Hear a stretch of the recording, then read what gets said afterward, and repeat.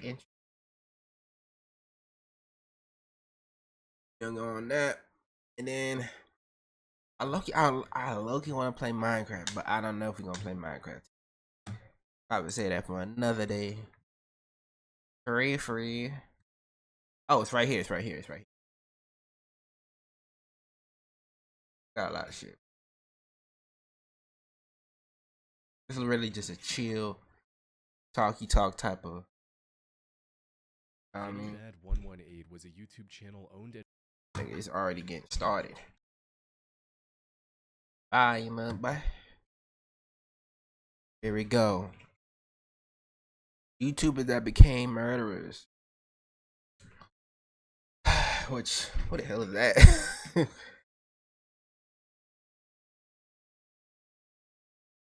I never thought could be a thing for it. It did. What is that? Hold on.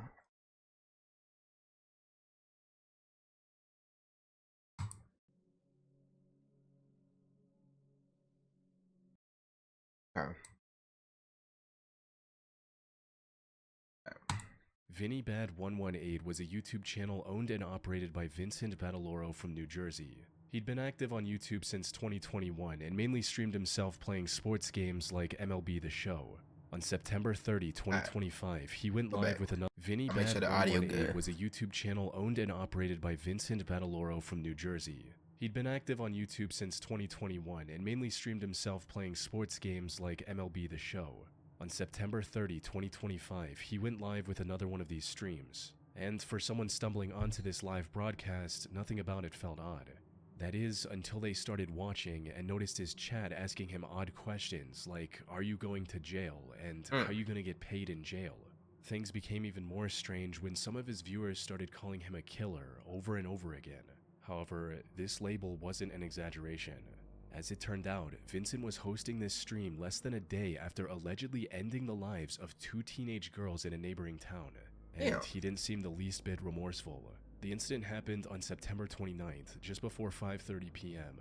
17-year-old Maria Neotis and Isabella Salas were riding e-bikes in a residential neighborhood in Cranford, New Jersey, when they were suddenly hit by a speeding car seemingly out of nowhere. The crash was loud enough to get the attention of nearby residents. People rushed to help.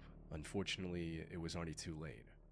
Describe what those calls to police sounded like moments after Maria Neotis and Isabella Salas were mowed down by a black SUV driven by another teenager.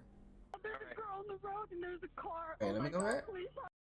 Sounded like moments after Maria Neotis and to get the attention, Isabella Salas were riding e-bikes in a residential neighborhood in Cranford, New Jersey, when they were suddenly hit by a speeding car seemingly out of nowhere. The crash was loud enough to get the attention of nearby residents. People rushed to help.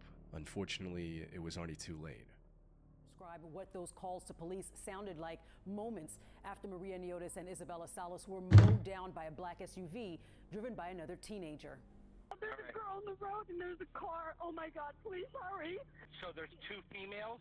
By the time first responders arrived at the scene, both girls had already passed away. But what made the incident even more disturbing was just how shockingly violent it was. Later investigation revealed the car was going close to 70 miles per hour, or over 110 kilometers an hour, in a neighborhood with a speed limit of just 25 miles per hour, or roughly 40 kilometers per hour. The resulting collision sent the girls flying across the street, with one victim coming to rest approximately 100 feet from the impact site. According to eyewitness reports, the driver tried to drive away immediately after the incident, but the crash was so violent that the impact had lodged one of the e-bikes into the car, forcing the driver to ditch it and flee on foot. Fortunately, this allowed investigators to run the license plate and trace the car back to its driver, 17-year-old Vincent Battloro. Vincent was called in for questioning. So he did that purposely. It's unclear what exactly he told the police, but since the investigators didn't have any solid evidence of his personal involvement, he was let go the same night. The investigators were also treating this as an accident by this point, so they had no ground to detain Vincent just yet. However, this changed completely when one of the victims' families learned about Vincent's potential involvement. According to Maria's family, Vincent had been stalking and harassing her for months by that point. They went to the same school, and Vincent was reported to have tormented her during multiple different instances. The two had never gotten along. Vincent would also allegedly follow Maria around anytime she went outside, and neighbors even saw him staking out her house in his car on multiple occasions. His Weird. behavior only worsened after Maria reported him to the school authorities about a month before the incident, with him becoming even more aggressive and making false police reports, even leading to her family getting swatted multiple times. In one of his streams, he mentioned having a vengeance against Maria and even dedicated one of his old phones to harassing her, starting with ordering a pizza to her address. Here's what we're gonna do. I think Maria's hungry. I think we're gonna send her a pizza. Cheer her up. So, y'all know I have a vengeance against this girl. I'm gonna call a pizza to her house, and here's how I'm gonna do it. Investigation also revealed that Vincent's Nigga, own weird. parents had called the police 4 times regarding his increasingly violent and out-of-control behavior over the last few months. He was becoming more What type of pizza was it? You never got. You never found out what pizza. It's irrelevant. Okay. But erratic, and combined with Maria getting him in trouble at school, was likely harboring deep resentment towards her. Put simply, there was a strong chance that what happened wasn't an accident. He possibly wanted to take his anger out on Maria, and Isabel was just collateral in his messed up plan. Now, while the investigators were piecing all this together, Vincent decided to go live on YouTube and pretend like everything was completely normal. However, people in his community had learned about his possible involvement in the case by this point, resulting in the chat messages we mentioned earlier. He tried to dismiss these messages as just hate comments and drama, but eventually decided to address the situation in the vaguest terms possible. In a neighboring town, unfortunately, 2 girls were killed in a hit-and-run crash. Now, there has been a lot of misinformation going on over the internet. It is an absolute unfortunate situation, and there's more to the story that you're not getting.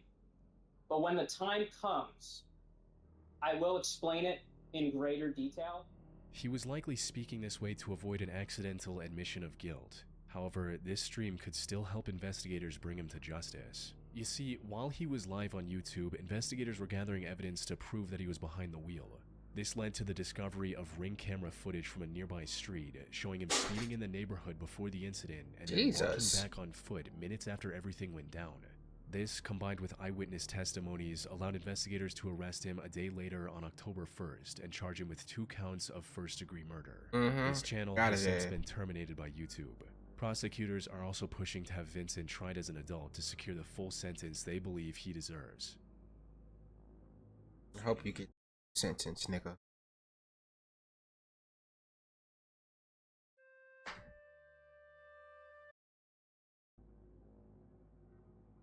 I'm recording this because I want my daughter to know that I love you, Mackenzie Pascal. I'm so sorry that I've done this. Killed your I want you daughter, to know nigga. that you mean everything to me. This was the Why'd you kill her?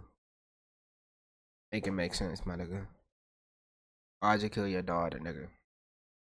final video 48-year-old Trent Pascal uploaded to YouTube on October 21st. What's his name? This was the final video 48-year-old Trent Pascal uploaded to YouTube on October 21st, 2020. His content up until that point was a mix of family vlogs, DIY tips, and RC toy reviews. He came across as a laid-back, middle-aged dad enjoying time with his family, but the video he uploaded in October 2020 was different. It wasn't a wholesome vlog or toy review with his kids. 6 years ago. Instead, this was a confession Trent posted to YouTube after committing a heartless crime just so he could paint himself as the victim. The day started off rough, with Trent having a massive argument with his wife, Savannah. Details of what exactly caused this argument are unknown, but according to some reports, it had something to do with Trent's overprotective and envious personality. He was reportedly very insecure about the 18-year age gap between him and Savannah. He saw anyone even remotely close to her as a threat and tried to control every aspect of her life, which also led to many clashes between the two over the years. Regardless of the reason, the argument on October 21st ended with Savannah dropping their 2 kids at school and then driving over to their mother Shirley's house. 14 minus, I said 14, 48 minus 15? Did that 32? In Lamarck, Texas. Neighbors also saw Trent storming out not long after. Savannah and Shirley went out to check on the kids at school later that day before returning home at around noon. Shirley went straight to the master bedroom to freshen up, but nothing could have prepared her for what was waiting for her inside. The moment she stepped into the bathroom, Trent leaped out from behind the shower curtain with a firearm in his hand. And before she could even register what was going on, Trent announced that he was going to end both her and Savannah and opened fire. Fortunately, he missed the mark, giving Shirley the opportunity to escape to a neighbor's house and call for help. Sadly, Savannah wasn't as lucky. Trent managed to shoot her twice in the stomach before fleeing the scene. She was rushed to the hospital, but passed away shortly after. Damn. Though, while Savannah was fighting for her life, Trent uploaded this video to his now deleted second channel, explaining his reasoning for the heinous crime. He accused Savannah of cheating on him and claimed that she was the one who made him do this. However, to most people who came across this video, it was clear that Trent posted the video so he could portray himself as the victim. He even seems to try a fake cry multiple times during the video, but fails to shed a single tear. Many also assumed the cheating accusation was likely false, but even if it wasn't, it was still no justification for taking her It's pretty life. too. That said, the most Killed your part of this wife. video It's was crazy. the very end, which showed Trent hearing a noise and immediately rushing to hide in a dark room. Closely listening to this section revealed a plastic rustling noise, similar to what shower curtains sound like when moved. In other words, Trent was possibly recording this final message in Shirley's home moments before they arrived, and then quickly ran to the bathroom when he heard the two pull into the driveway. He fled Lamarck immediately after committing the crime, prompting a statewide manhunt. This ended with the police tracking him down to a Walmart parking lot in Houston later the same day. However, Trent drew his firearm on the officers and refused to back down despite repeated warnings. This left deputies with no choice but to open fire, hitting him several times across the abdomen. He was then taken to a hospital where he spent over a month recovering from his wounds. He was eventually booked into the Galveston County Jail on charges of murder, aggravated assault, and possession of a firearm. Now, this is usually where stories like this end, but that's not what happened with Trent. Really? Despite the deeply What violent else? nature of his crimes, he was allowed to leave on bail after paying $550,000. He was fitted with Jesus. a GPS ankle monitor and ordered to stay at his mother's house until his conviction. Trent initially complied with these orders, but on April 13th, 2021, he removed his ankle monitor, stole a car at knife point after taking it on a test drive from a dealership, and vanished without a trace. This triggered a massive multi-state manhunt. The police spent months looking for Trent, but he was still nowhere to be found. This also left Savannah's family in a constant state of fear, as Trent could show up at any time to cause further harm. The run finally ended nearly 9 months later in January 2022 when the U.S. Marshals received a tip that a man matching Trent's description was staying at a small RV park in Ocala, Florida. Officers rushed to the scene and surrounded a van where they believed he was hiding. But before they could break in and apprehend Trent, Killed himself. he decided to end everything on his own, Yeah. robbing Savannah's family of seeing any justice through the legal system. Crazy. I don't know why niggas Lane Marie always take their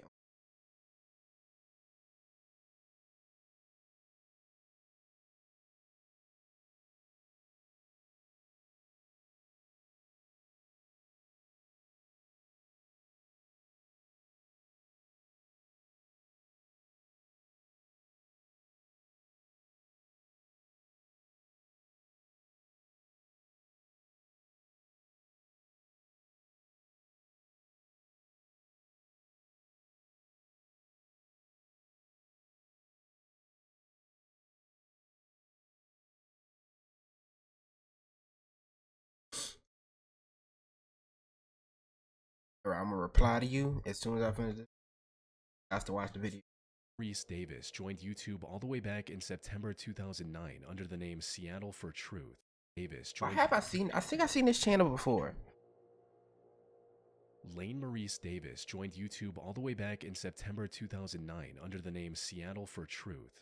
Most of his videos have since been deleted by YouTube for policy violations, but they were mainly about right-wing political commentary and rants about current events. Some of these videos also revolved around Lane trying to prove various conspiracy theories. Lane also did an internship under British far-right commentator Milo Yiannopoulos at one point, though it didn't last very long. So his YouTube channel was the only thing Lane focused on for most of his adult life. But while he did have a sizable following across socials, most of his videos didn't attract enough viewers to provide a sustainable income. This forced Lane to live with his parents and rely on them for monetary needs, which apparently was a major source of tension in their relationship.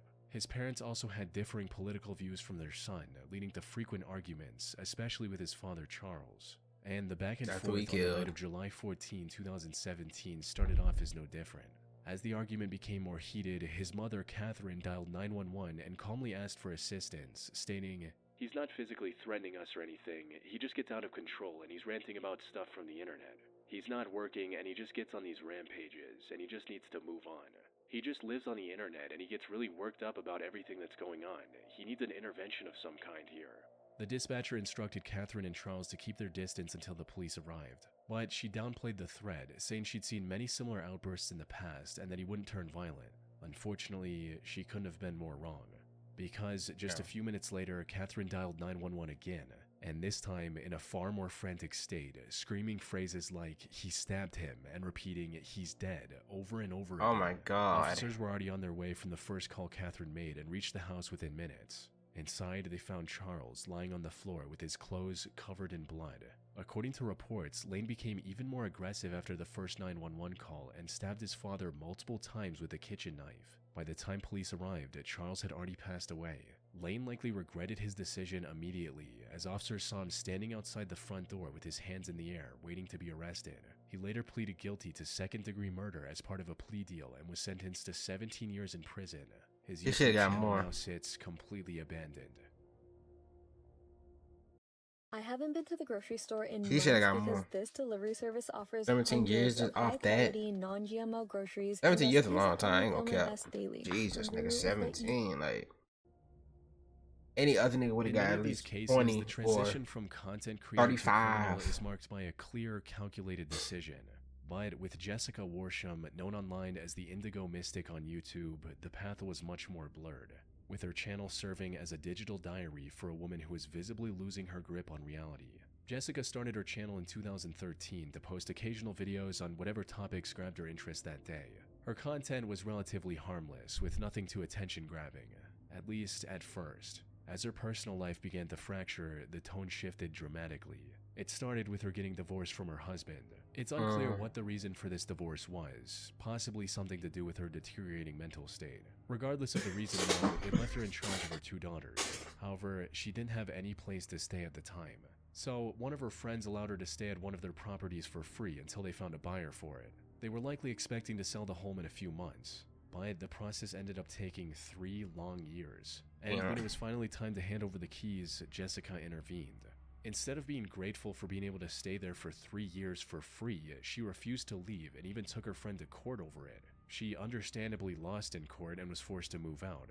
This upended the life she'd built over the last 3 years and marked the beginning of her downfall. The stress of losing her home, combined with her pre-existing mental conditions, proved disastrous. She refused to accept the reality and became delusional, thinking that the judges were part of some evil group alongside her family members and were out to get her and her daughters.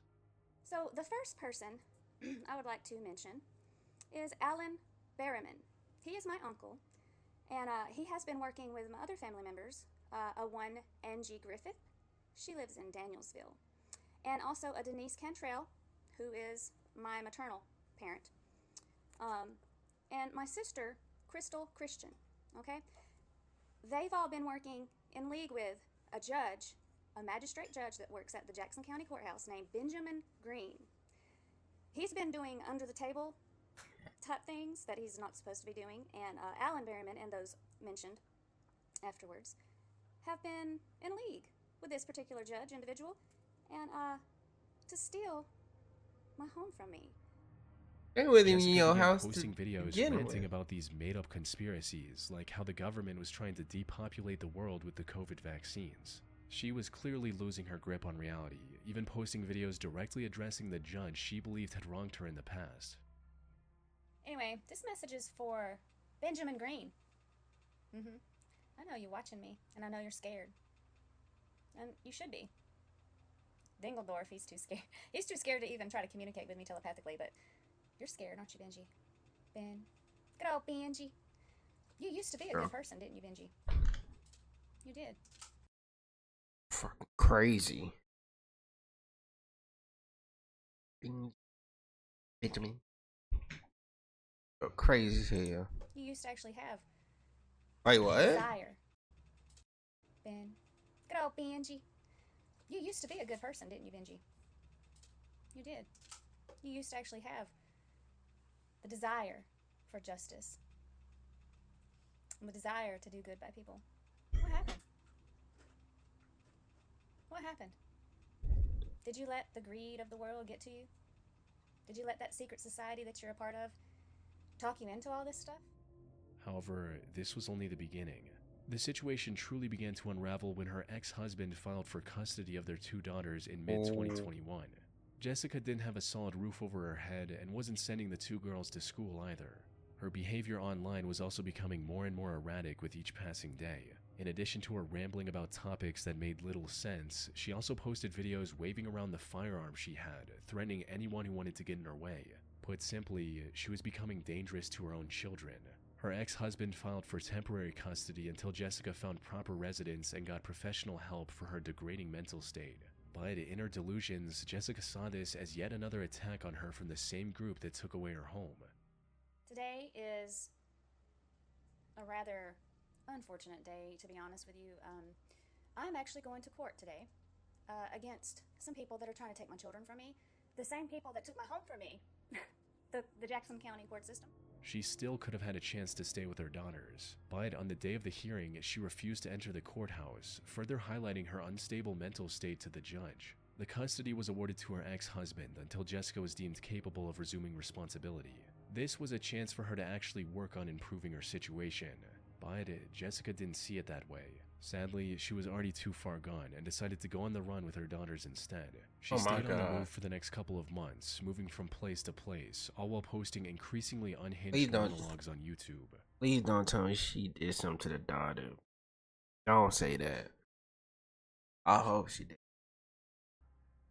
Mine, M-I-N-E, mine. They're my babies. And I love them above anything else. I love them like I love God. And I'll do anything, including lay my life down for them. And I know that's what you wish for. Jessica also felt the need to record and post to YouTube almost everything that happened in her life. She'd gone as far as to instruct her daughters to start recording whenever anything notable happened. What she didn't know was that one of these recordings would end up scarring them for life. The incident happened on November 5th, 2021, with Jessica getting into an argument with the owners of the house she was living in. The dispute escalated to the point where the owners asked her to leave the house, and when she refused, they contacted the police to have her removed. However, as soon as the officers pulled into the driveway, Jessica opened the front door with her firearm in her hand and opened fire. One of the shots hit 43-year-old Sheriff's Deputy Lena Marshall, sending her to the hospital where she tragically passed away just a few days later. The other officers opened fire in retaliation, hitting Jessica multiple times, all while her daughters heard and recorded everything inside the house. Jessica passed away on the spot, with her younger daughter posting the final video on YouTube with the heartbreaking title, "My mom is dead, I think," as recording and uploading to the internet was what Jessica had taught them to do. That's crazy. The little baby posted that.